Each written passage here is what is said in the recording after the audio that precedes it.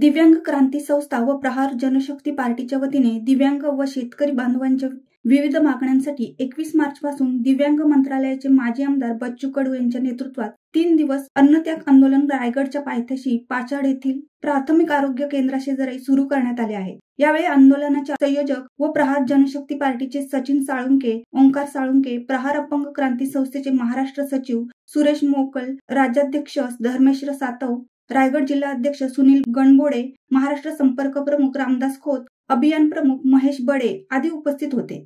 राज्यभरातील दिव्यांग मोठ्या संख्येने आंदोलनात सहभागी झाले आहेत। शिवसत्ता टाइम्ससाठी रेश्मा माने, महाड।